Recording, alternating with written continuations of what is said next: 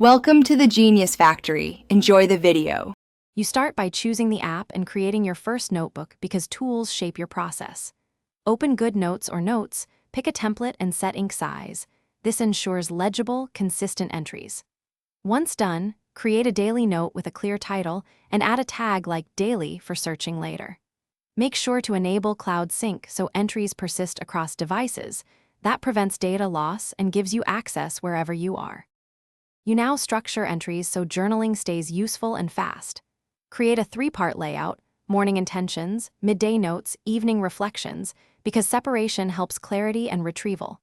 Once structured, add prompts, wins, challenges, and next actions to turn thoughts into plans. Make sure to use a short timer for consistency.